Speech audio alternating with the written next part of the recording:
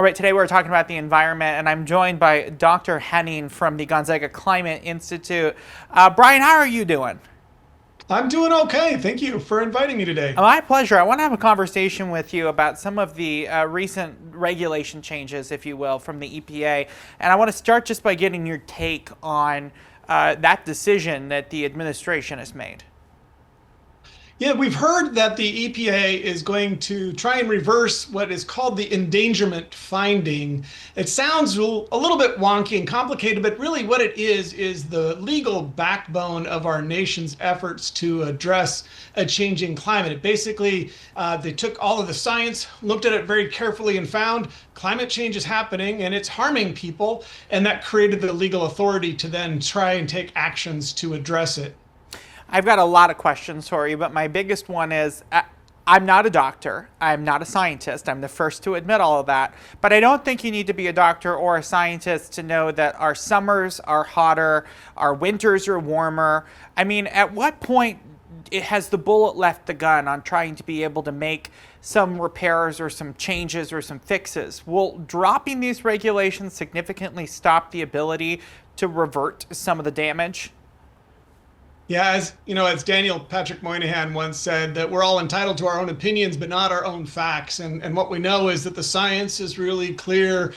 We only have to look at just 4 years ago here in Spokane when we had the heat dome and 19 community members died, over 300 people went to the hospital. We know that we didn't used to have smoke season, and now we do. Although it's been nice this year, it's only a matter of time, and the season is getting longer and longer. So, yeah, this is going to really make it hard for us as a nation to address the climate crisis. We here at the Climate Institute are doing everything we can to help our community adapt to extreme heat and wildfire smoke in particular. But by making this decision, it's going to make it harder to be able to have the resources to do that, which will endanger community members. Well, I mean, the administration has continuously undercut efforts to fight climate change. I mean, how do you continue your work, maintain hope that some change could come? And, how do you sell to someone that doesn't believe that this is reality, that this is reality? I mean, I hear what you're saying.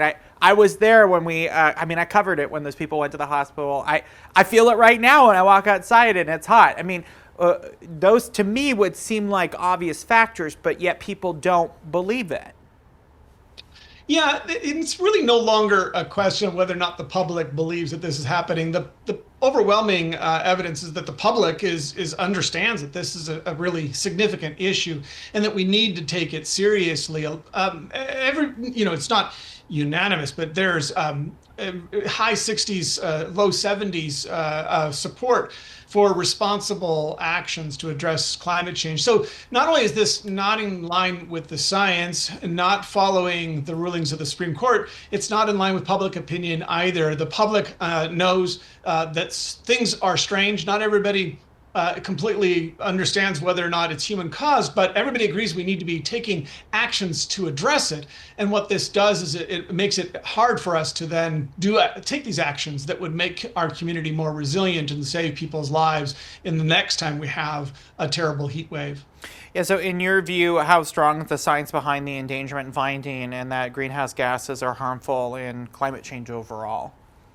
Yeah, I think a fair analogy is that rescinding this endangerment finding around climate pollution is like rescinding the decision that smoking causes cancer. It's well-known, established fact, and if you want to deny that, you can, and you can remove the public support to be able to help address cancer, but it doesn't make it untrue that the more you smoke, the more you're increasing your likelihood of cancer. And the same is true with climate pollution. We know these gases trap heat in our atmosphere. We're increasing the concentration, thickening the blanket. There's no doubt, no scientist doubts that. Thoughtful people can disagree, and we should debate about what measures we should take to address the problem. But that it's happening and that it's endangering people's lives isn't really a serious debate. So it's a really surprising decision on the part of the EPA. I want to talk a little bit about the endangerment finding. So let's say it is rescinded, which it looks like that's definitely a possibility. How does this change the climate over the next 5, 10, 15 years? What it'll do is it'll make it harder to have a legal basis for administering programs that would help address that. So, for example, here in Spokane, we successfully applied for a nearly $20 million grant that would help establish community resilience hubs in Spokane. The basic idea is that we would take these resources and strengthen trusted community facilities like libraries and community centers and churches, places that people already trust and already look to.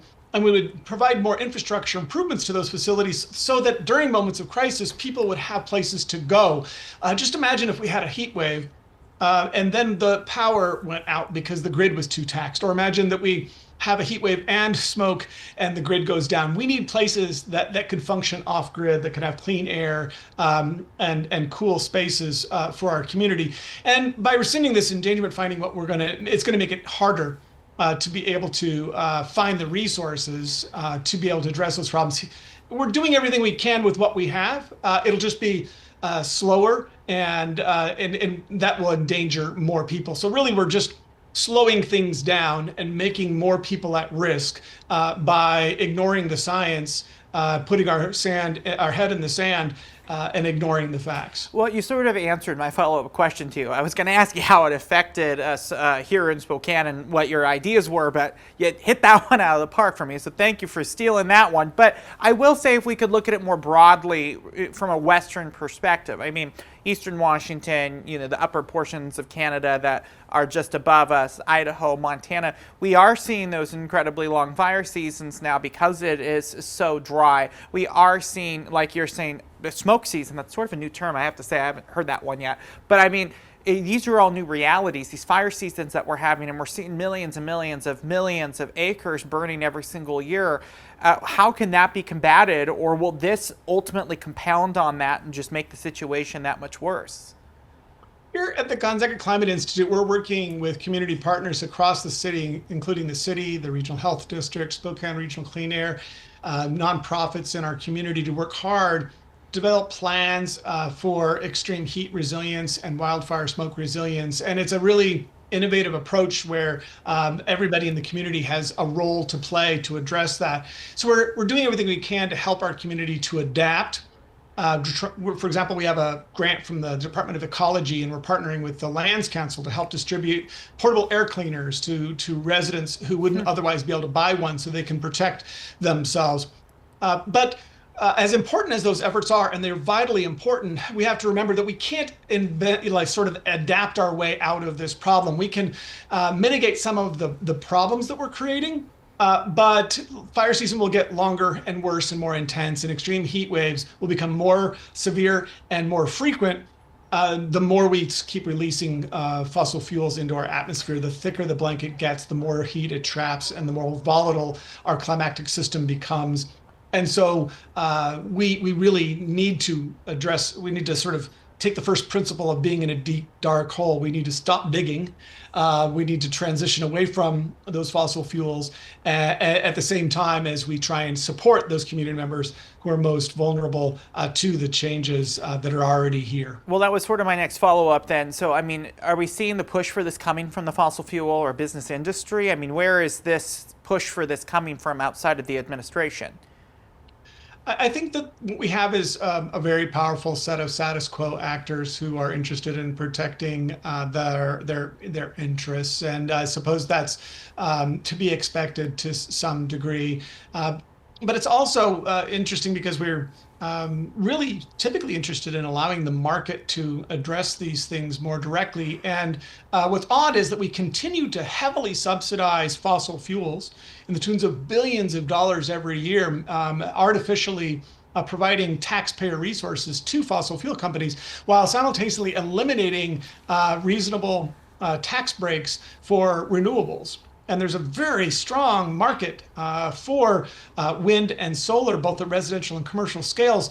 We know the economy of the future is going to be powered by renewables, and really what we're at risk of doing is ceding our role in the world as a leader in renewable energy. I don't know if it makes sense to sort of double down on the horse and buggy when the Model T comes out, but that's unfortunately feels like the direction we're going. And so instead, We need to really embrace the future and allow everybody to sort of pursue those sources of energy which are most efficient. And right now, we know that renewables are actually cheaper and cleaner than any other form of fossil fuel. And so, really, if the government would allow the market to do its thing, we would have a lot more renewables on the market than we would otherwise. It's interesting to your point on the Model T double down on the horse and buggy. I interviewed Pete Buttigieg when he was Secretary of Transportation, and he said before there was a gas station along every highway, before there was a highway, there wasn't. And that's sort of the same approach that they were taking to renewables, as they wanted to add those supercharging stations